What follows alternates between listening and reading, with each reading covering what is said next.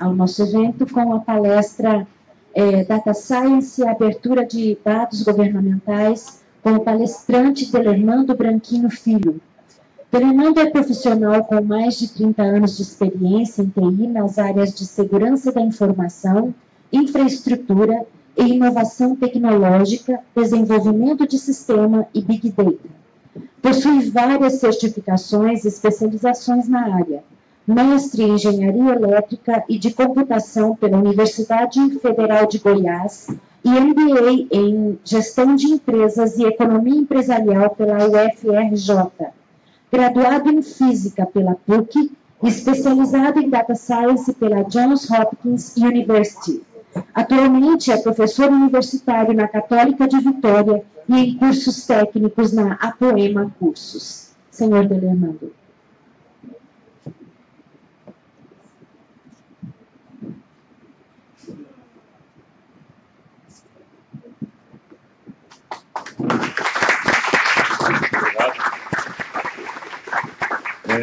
Enquanto aquele negócio, informática funciona até o momento que ela para de funcionar,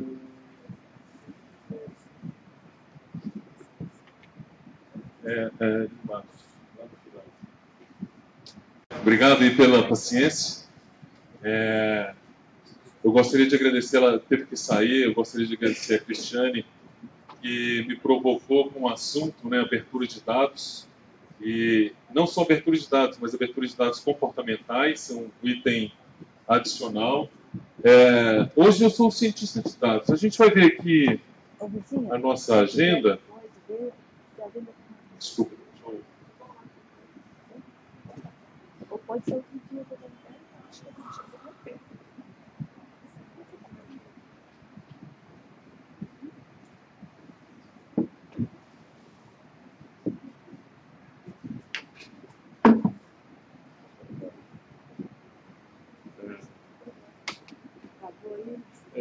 Coisas de computador, né?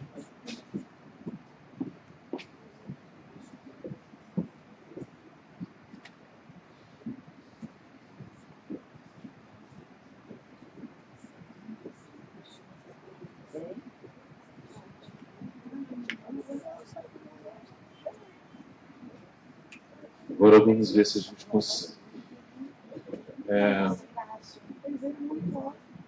A nossa agenda, eu não vou levar mais do que 32 minutos, tá? Não pretendo me alongar bastante. Nós vamos ver transparência e dados abertos, que são, apesar de serem coisas distintas, um retroalimenta o outro. Nós vamos ver os princípios básicos desses dados abertos, os benefícios e onde nós estamos, em particular, o Espírito Santo. Vamos falar de Big Data e Data Science. E as aplicações que são utilizadas em dados abertos. Eu vou...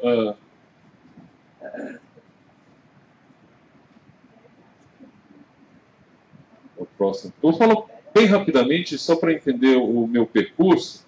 Meu nome é Delermando, eu tenho algumas certificações ativas na área de TI. Eu comecei lá em 1983 com alguns sistemas e aqui em 2005 eu iniciei com inteligência artificial e de lá para cá trabalhei em vários aspectos nesse sentido. Além das ciências de dados, trabalho também com Hadoop, o ecossistema Hadoop para processamento paralelo distribuído, mas a minha especialidade é estatística, linguagem R, e computação cognitiva no sentido de entender textos. Então, dados não estruturados é a minha especialidade. Bom, fica aí o meu contato, aqueles que quiserem depois entrar em contato, curso, treinamento e consultoria, fiquem à vontade.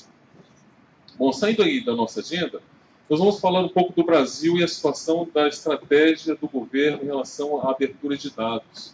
E para falar de abertura de dados, eu precisaria falar sobre a legislação.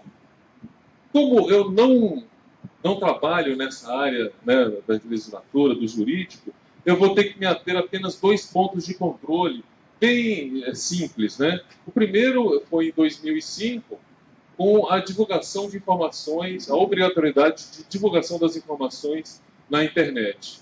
Então, é um primeiro marco, existem outros anteriores, outros posteriores, mas eu vou ficar apenas com esse marco, que é a publicação de dados do governo na internet. E, a partir daí, em 2006, ou seja, pouco mais de um ano, foi, digamos assim, regulamentado ou instituído a política de dados abertos. A gente ainda não está falando de portal de transparência, a gente está falando de abertura de dados. Por quê? A partir do portal da transparência é possível, né, com a regulamentação das leis, é possível o acesso à informação, ou seja, as informações que podem ser publicadas, elas estão disponíveis. Só que a realidade brasileira não é bem assim. Mas o acesso da informação se iniciou, começou a ser, digamos assim, pulverizado a partir dessas leis. Com a publicação de dados, inicialmente em PDFs, difíceis de acessar, você teria que ter a leitura, ou seja, você não tem processamento, o consumo dessas informações, desses dados é muito difícil. E com o portal da transparência e com a abertura de dados, foi possível a transparência na internet. E, inicialmente, muito basicamente, receitas, despesas, dados numéricos isolados sem muita relevância. Porque saber que gastou X não muda nada se você não sabe quanto é a sua receita, se você não consegue vincular esses elementos. E tem a sociedade que é interessada nesses dados abertos. E a partir daí, desses dados abertos, o cidadão começou a observar o governo. E o governo a observar o cidadão. Então, essa parceria, né, digamos assim, proveitosa entre governo e sociedade, passou a melhorar as relações governamentais. Ok, como é que nós estamos, então? Esse gráfico aqui é um gráfico que eu peguei com dados aqui de 2016, 2017, nós já temos aí, em 2016, um volume bastante razoável, só que é o volume de média de acesso mensal. É fácil observar que houve um salto vertiginoso a partir lá de 2005, né, do início do portal da transparência, um aumento vertiginoso dos acessos ao portal da transparência, aos dados abertos do governo. Só que, a partir daí, eu vou pegar aqui um outro gráfico, e eu tive dificuldades em conseguir esse gráfico de 2016, então a informação aqui ela vem só até 2015, porque eu não consegui esse valor. Olha como é engraçado. A média mensal ela vem aumentando, mas o volume de acesso absoluto, não a média, ele caiu mais de 50% de 2014 para 2015. Então, analisar os dados sem um olho estatístico, sem um olho clínico, você pode ter uma informação errada e que te leva a acreditar que está tudo bem. Não, não está tudo bem. Esse volume de acessos, né, o total de acessos caiu muito no ano de 2015. Não sei o motivo, estou apenas mostrando o dado. Então deve ter outros motivos por isso ter acontecido. Mas, enfim, a partir daí, da gente saber aonde a gente está, a gente passa a entender. A FGV lançou recentemente, né, abril de 2017, então uma pesquisa de um mês atrás, ela lançou essa pesquisa sobre dados abertos no Brasil. E classificou o Brasil como, está nesse site aqui, então a gente vê que já existe uma máquina de dados do governo, e está postado, né, no site do governo, e a ideia é que nós estamos aí no 7º lugar mundial de dados abertos. Isso é fantástico, né? Isso é muito bom, diga-se de passagem. Mas, a partir daí, a FGV, junto com o governo, fizeram esse índice de dados abertos no Brasil, onde as estatísticas socioeconômicas, os mapas, o orçamento público está perfeito, 100% verde. A atividade legislativa e resultados eleitorais foram encontrados algumas inconsistências, mas gastos públicos, compras públicas já tiveram inconsistências maiores. Aí você poderia perguntar, pô, mas previsão do tempo? O que interessa isso? Nós estamos falando de economia, política. A aeronáutica usa a nosso país eminentemente da agricultura, usa previsão do tempo. E a previsão do tempo não é clara, não está disponível 100% do tempo, estão com dados atualizados, enfim. O que a gente conclui que a qualidade do ar não importa, né? A gente respira qualquer coisa que está bom. Bom, os critérios para avaliação: dataset incompleto, desatualizado, indisponibilidade no formato aberto, nós vamos ver esse formato aberto, a dificuldade de trabalhar com os dados, o acesso restrito, que, na minha opinião, é um dos principais gargalos, né, o acesso a essas informações, dificuldades de fazer o download da base completa e licenças transparentes. Ok. A partir daí, nós, nessa mesma pesquisa, os gargalos encontrados, as dificuldades de trabalhar com os dados, né, a sua numeração, nós vemos que o orçamento público perfeito, mapas, estatísticas socioeconômicas, mas quando a gente passa para os gastos públicos, já está abaixo de 90. Então, uma nota abaixo de 90 não é uma nota ruim, mas também não é uma nota boa, né? Eu achei interessante, né? Compras públicas, 67% já é nota baixa. Então, as compras públicas não são transparentes ou claras como deveriam ser. E, principalmente, olha só, eu achei muito interessante que o registro de empresas, que é algo tão formal, ficou de recuperação, né? Nem prova final, né? Não passou no teste. Então, esses problemas que o Brasil tem com dados abertos, nós vamos ver que é muito prejudicial à própria sociedade. Continuando, eu...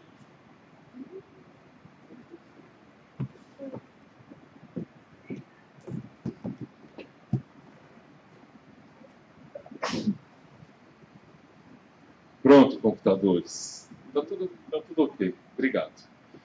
Eu fui pesquisar outras, né, fui observar, buscar outras pesquisas e me dei conta aí da Convergência Digital, que publicou aí em 2017, também há pouco mais de um mês atrás. Então, eu peguei pesquisas com temporalidade semelhante entre FGV, Governo Brasileiro, e o ranking digital.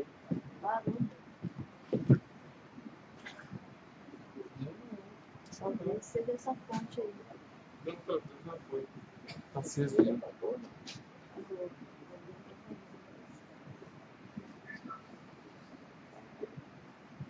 Isso, não é melhor trocar, botar aqui nessa renda. A tomada. Tira isso daqui.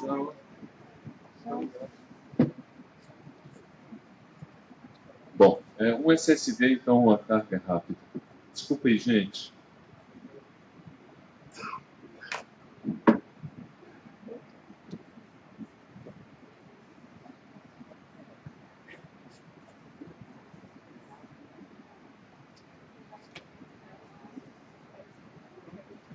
Tá ligado. A luzinha tá ligada. Vamos lá, continuando. Então, aqui no caso, o Open Data Barometer, ele tem dados abertos do mundo todo. Então, foram pesquisados aí 115 países. Esses 115 países chegaram à conclusão de apenas 7% de todos os dados são realmente abertos. E isso quer dizer, simplesmente, que eles não são abertos. Se os dados não são livremente utilizados, consumidos, eles não são abertos. Como é que funciona esse Barometer? Vocês podem acessar aqui nesse site, o Open Data Barometer. São dados de 2016 que eu peguei. E esses dados do Brasil, nós estamos em 18º do ranking mundial. Nós estamos em amarelo, nós não estamos em vermelho. Então nós não estamos tão ruins quanto parecemos, mas não estamos bom como deveríamos estar. Então, estamos em 18º de 115 países. Não é uma situação ruim. Okay? Esse aqui é o quadro, né, que ele apresenta. E os critérios são aqueles. O dado existe, ele está disponível, são legíveis por máquina. Né? Então, todos esses dados são relevantes e são contabilizados. Eu vou mostrar alguns dados aqui para vocês rapidamente. Observem aqui que a nossa nota do orçamento público não é 100%. Nós não temos nota máxima, mas nós temos 95%, tanto que a nossa nota é verdinha. Né? Nós estamos bem na administração pública. Em contrapartida, eu gostaria que vocês memorizassem o transporte público. O transporte público, nós temos nota 15. Nem dependência, reprovado direto. Nosso transporte público. Eu peço que vocês memorizem aí o transporte público no sentido de que eu vou mostrar mais adiante um contraste dessa realidade negativa. Nós temos realidades positivas. A gente não pode ficar preocupado com o negativo. A gente tem que preocupar com o que a gente pode fazer para melhorar. E, em contrapartida, olha só, dados de propriedade de terra no Brasil tem nota 5. Então, os critérios, se vocês observarem, né, na totalização, nós temos 2 notas verdes e o restante vermelho. Nosso boletim está horrível. Vamos ter que repetir o ano. Continuando, tirando as pesquisas, já que a gente sabe aonde a gente está, a gente precisa saber para onde vai, como vai e por que vai. Ok? Os caminhos são muitos. Eles passam por empresas infomediárias, que são as empresas que são preocupadas em pesquisar, analisar os dados e publicar esses dados na internet. Essas empresas infomediárias, para que se tenha sucesso nessa política, é preciso trabalhar. E nós faremos aqui uma intervenção com o Espírito Santo, já que a gente está falando de dados locais também. Bom, para termos sucesso nessa empreitada, o Tribunal de Contas da União nos colocou em 5 motivos. Esses 5 motivos, o primeiro é: por que a sociedade exige? A sociedade pede transparência. Não é mais como 30 anos atrás, que as coisas aconteciam e você não estava sabendo. Hoje a sociedade demanda transparência. Porque a sociedade quer contribuir. A sociedade contribui, né? Nós temos N jovens, startups no Brasil todo, desenvolvendo software, aplicativos que ajudam a sociedade. Esse táxi 99, que é né, brasileiro, ajuda a sociedade. Lógico, sim. Uber também, por que não? Então, o terceiro motivo é porque aprimora a qualidade dos dados governamentais. Se o governo publica no portal da transparência os dados e nós consumimos, nós retroalimentamos o sistema e assim um ajuda o outro. Viabilizar novos negócios. Quanto mais transparente, mais investidores se sentem seguros, mais investimento temos, mais empregos e aí começa o ciclo de crescimento. E o último motivo é porque é obrigatório por lei. E se a lei a gente tem que cumprir, a gente não tem que ficar discutindo. Ok? Isso tudo é feito com um registro de dados abertos. Você precisa desenvolver um plano de dados abertos e registrá-lo em dados Gov no Ministério da Transparência. A partir desse registro, você começa a publicar esses dados e a interagir com esses dados. E aí você começa a ter, aí, essa é a terceira edição, então são coisas bem recentes, né? Então nós estamos falando de 2010 para cá, então tudo isso é muito recente. Nós temos aí o checklist de estados, as fichas de conformidade e os rankings, né, dado ao governo. Bom, vou falar agora do Espírito Santo também rapidamente. No Espírito Santo nós já temos no portal da transparência os dados abertos. Esses dados abertos podem ser feitos downloads, né, eu fiz alguns. Uma coisa muito interessante e muito forte é que a atualização é diária. Fantástico. Isso é o topo. Atualização diária. Os dados são atualizados diariamente. Isso é um critério forte para a classificação. Então, parabéns ao pessoal aí do Portal da Transparência, a Prodeste e companhia que trabalharam nisso aí. Esse aqui é um download de um arquivo que é chamado estruturado, porque ele tem uma estrutura, você conhece o que tem nesse dado, diferente, por exemplo, de uma imagem, um texto, que é difícil colocar isso numa máquina para que ela trabalhe. Ok. O Espírito Santo está nessa posição junto com todos esses estados, ou seja, estamos no topo da lista, como um dos, né, estados com a maior transparência e com dados abertos. Isso não quer dizer que nós estamos os melhores do mundo, nós estamos em 18º no mundo, o que já é muito bom. Ok? Saindo daqui da área dos caminhos a serem adotados, a gente entra no Data Science, Big Data, entre outros aspectos de inteligência artificial. O governo também tem o kit de dados abertos, onde você pode economizar muito esforço na abertura desses dados e é só adquiri-los gratuitamente no site kit.dados.gov.br. A partir daí, o que se dizem, né, esses kits, comece pequeno e vai crescendo ao longo do tempo à medida que a sua curva de aprendizado consiga te dar autossustentação. Não dá para começar grande, porque você vai ter um alto investimento sem conhecimento, e quando a gente não sabe usar, a gente diz que isso não funciona, não presta. Então, a gente sempre tende a denegrir o outro, né, transferir o nosso problema para o outro. Não, isso não funciona, dá muito erro, mas é porque você não sabe usar. Então, você quer usar uma ferramenta para um outro objetivo que não aquele ao qual ela foi desenvolvida. Bom, começando pequeno, temos dados abertos conectados e nós vamos entrar no Big Data. Aqui no caso dos dados abertos, só para a gente sincronizar, disponibilidade, reutilização e participação. Ou seja, se o dado não pode ser encontrado, ele não existe. Se o dado não está disponível, então ele não pode ser reutilizado. E se ele não pode ser compartilhado, ele não tem utilidade nenhuma. Se eu guardo tudo para mim, ninguém vai usar, não serve para nada. Então, é aquela história, conhecimento ele deve ser compartilhado. Se você tem muito conhecimento e não compartilha, isso não serve para nada, porque você não está ajudando ninguém, nem a você mesmo. Então, essa é a filosofia dos dados abertos. Por um outro lado, nós, agora dando os créditos, né, de um ciclo, que nós temos aqui um ciclo de vida desses dados abertos na web. Eu vou me aproveitar aqui e dar os créditos à Caroline, que trabalha no NICBR. Ela fez uma apresentação lá no NICBR sobre dados abertos na prática, e eu vou me apropriar de um fluxo dela que eu achei bastante interessante para que seja entendido.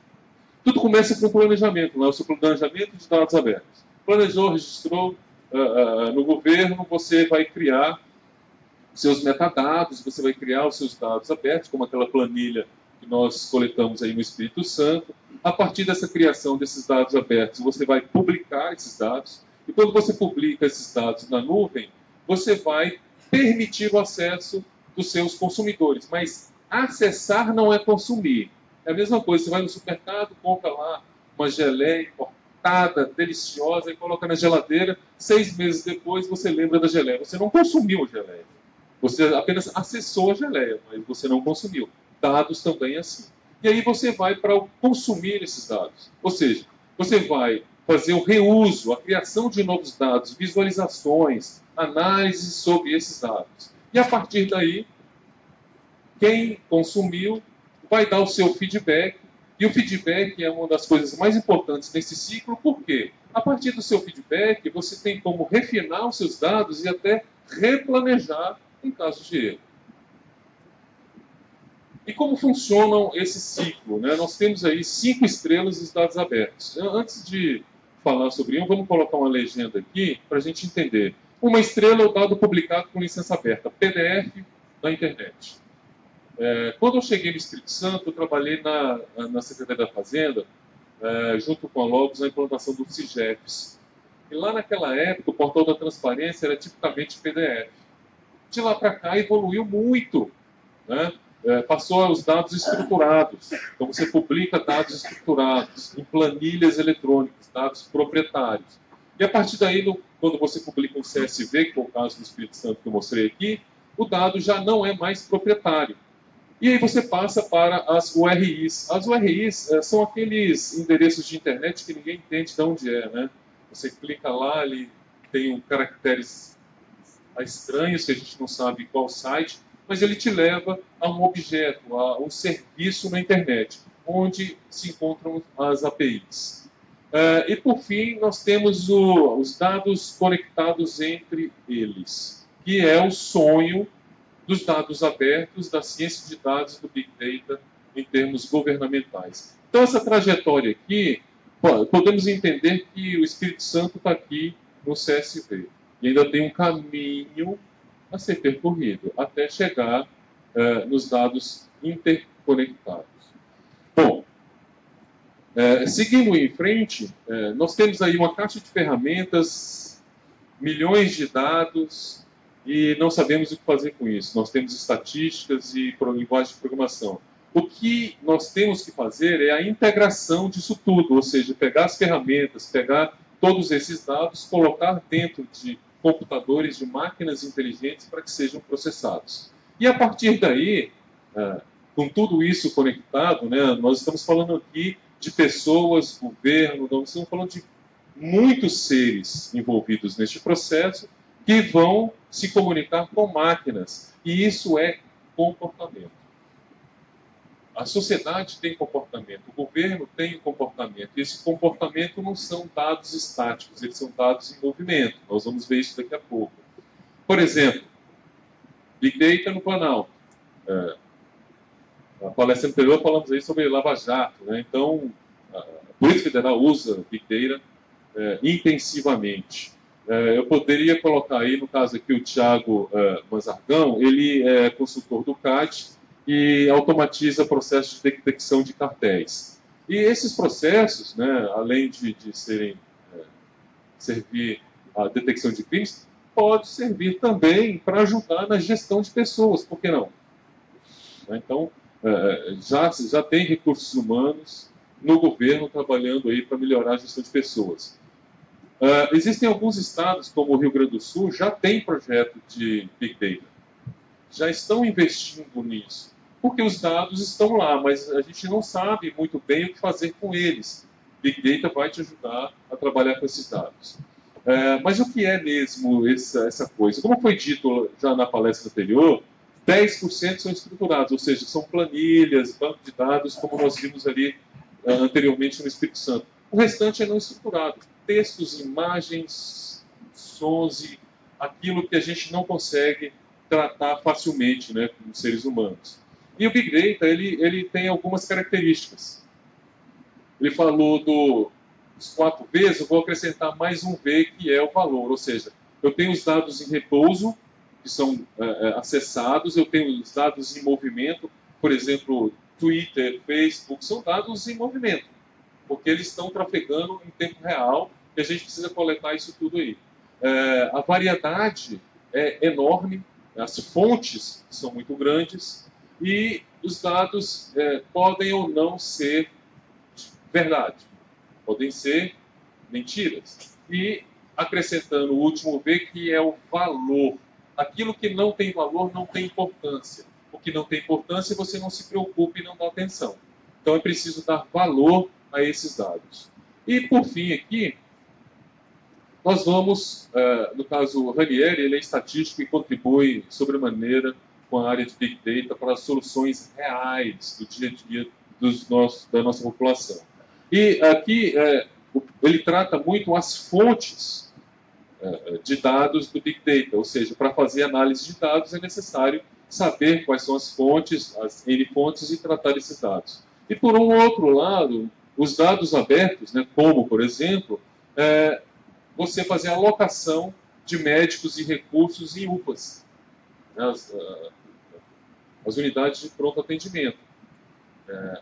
Eu acredito que hoje isso é feito por seres humanos, mas as máquinas conseguem fazer isso muito mais facilmente. É como você tem um sistema que aloca professor em salas de aula de determinadas disciplinas. Muito mais fácil fazer via software. Com inteligência artificial, mais ainda.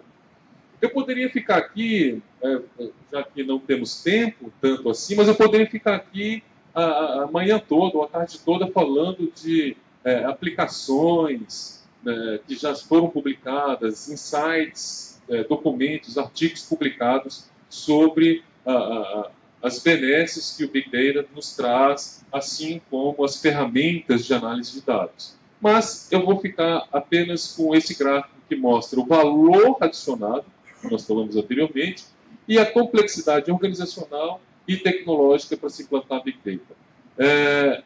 Tudo começa, né, publicando os dados conjuntos e isolados. É onde nós estamos. Dados publicados isoladamente. Então, eu tenho um CSV, um arquivo de receita, aí depois eu tenho um arquivo de despesa, um arquivo de... Então, todos os documentos, eles são separados com estruturas distintas. Isso é um primeiro passo. O segundo é pegar esses mesmos dados do meu órgão com os outros dados do meu próprio órgão e fazer uma análise de que dados estão relacionados entre si para que você consiga fazer predição. Nós não, Big Data, análise estatística, Data Science não olha para o passado. Ele usa o passado para prever o futuro. Esse é o objetivo. Não é saber como nós estivemos, é saber como nós estaremos. Olhar para o futuro. E, nesse sentido, não se consegue fazer isso, né, agregando apenas os conjuntos de dados do próprio órgão. Você precisa integrar esses conjuntos de dados com outros órgãos. Ou seja, além de você integrar os seus dados, você precisa integrar os dados com os outros órgãos. E, a partir daí, integrar esses dados formais, não governamentais, empresas, entidades de classe, ONGs, OCIPs, etc. E, a partir daí, você integrar esses dados não formais, governamentais e sociais. Esse é o topo, assim, o sonho, o grau a ser alcançado. Por quê? Se nós estamos ainda aqui, então nós temos um longo caminho a percorrer, até chegar na integração de dados não formais com as redes sociais governamentais. Ok? De novo, isso tudo é comportamento. E esse comportamento, ele vem junto com a política ou a plataforma que o governo já tem, o governo federal já tem uma plataforma de análise de dados, onde nós temos aí uma série de ferramentas. Particularmente, eu trabalho com análise, com estudo de inteligência artificial, redes neurais, entendimento de textos, processamento paralelo distribuído. Então, eu fico com essa especialidade, porque não dá para ser especialista em tudo. E também a NICBR, onde a nossa colega, eu me apropriei do fluxo dela, ela tem lá um guia de incentivo de reuso dos dados. Muito interessante o livro. Eu sugiro que vocês, é gratuito, sem custo, baixa na internet e é fácil de leitura.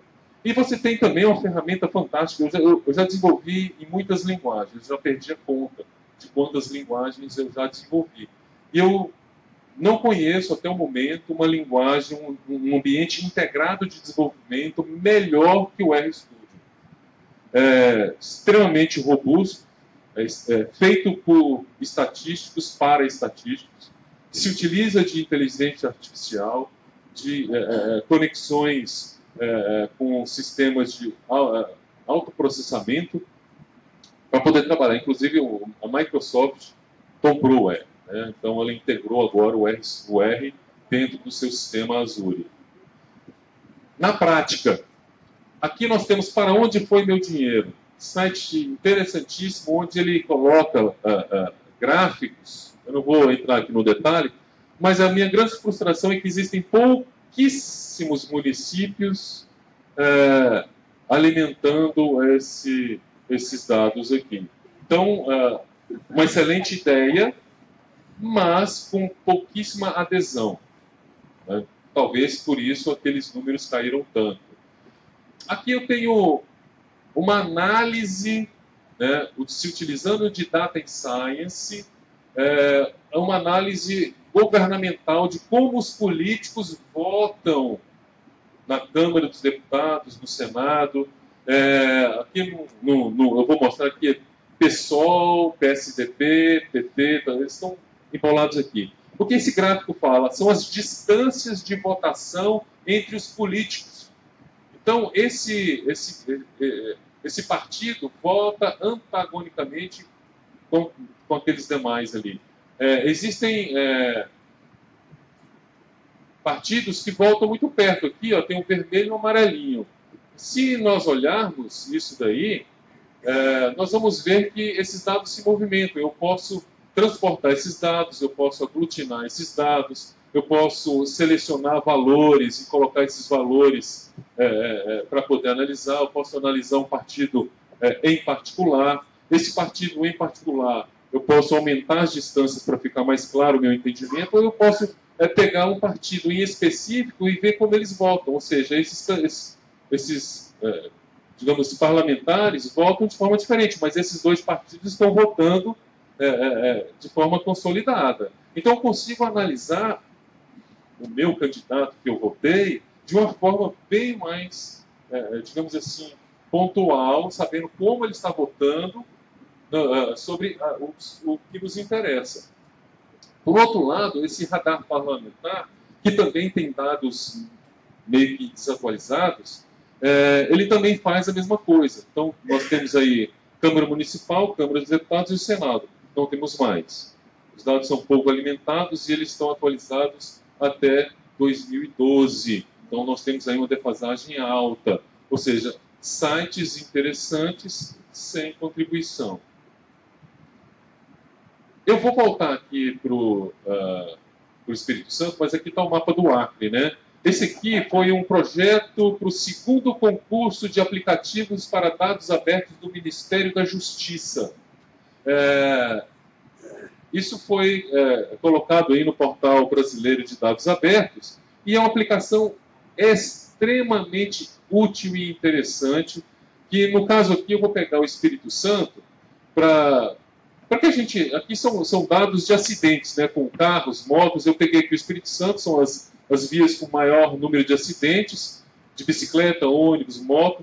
Observem esse gráfico aqui, à medida que eu volto no tempo. Ele parece que aumenta o volume de acidentes. Em 2010 tivemos muitos acidentes nas rodovias do Espírito Santo, né? Aqui no caso, a gente pode observar que é o menor. Então eu posso ver o número de acidentes acontecendo ali nas rodovias. Só que esses dados são até 2012, depois não foi mais atualizado, porque com o projeto ganhou lá a sua premiação e parou por aí. Então não houve continuidade. Isso é extremamente interessante, principalmente nas nossas rodovias do Espírito Santo, né, que estão ainda em fase de duplicação com esse número de acidentes. Tem uma outra aplicação extremamente interessante que eu pedi para vocês memorizarem lá, os ônibus. Lembra? 15, nota 15, baixíssimo, nem ficou de recuperação, já foi reprovado direto. Existem soluções muito particulares, por exemplo, sobre o mapa de ônibus de Fortaleza, onde eu consigo ter, em tempo real, né, verificar e validar as linhas de ônibus. E essas linhas de ônibus, quando se modificam, eles são atualizados no site. Isso aqui é um verdadeiro exemplo de dados abertos. Eu já vi até reportagens aqui em Vitória que a gente não tem os dados sobre os ônibus, as viagens, os percursos, nem no site e nem nos pontos de ônibus. Então, você chega num ponto de ônibus, você não sabe o que se passa ali, a não ser chuva e sol. Diferente de outras cidades fora do país, por exemplo, Roma, você chega no ponto de ônibus, a placa tem todas as informações que você precisa para se locomover. E lá os ônibus são gratuitos. Só para fazer uma ideia de o governo já tem a API de compras governamentais, onde você pode acessar. Eles estão atualizados até março de 2017. Ou seja, são dados atualizados, mas não tão atualizados assim. O Estadão fez uma aplicação fantástica, que ele olha a cada sessão plenária como os seus candidatos estão votando contra ou a favor do governo. Ou seja, para cada sessão, para cada decisão que é tomada nas plenárias, o Estadão fez essa aplicação onde ela valida, né? Nós temos aqui vários partidos, eu escolhi todos os partidos. Aqui tem PT, aqui tem PSDB, aqui tem PSOL e tal. Então, à medida que os partidos vão votando a favor do governo, nas sessões que vão se passando aqui, eles vão subindo, porque eles se aproximam do governo. Quando eles votam contra o governo, esses valores vão baixando. Então, você tem como saber, Dilma, Lula, Temer, e Câmara, Senado e também as bancadas, por bancada. Então, você consegue observar de perto o que os políticos estão fazendo no seu dia a dia através dessa aplicação que o Estadão nos proporcionou. E, por fim, a ciência aberta, que pega os dados abertos e coloca a ciência em prol da sociedade. Esse é um site de Portugal, onde a ciência aberta está bem evoluída no sentido de dados abertos e investigação replicável e aberta.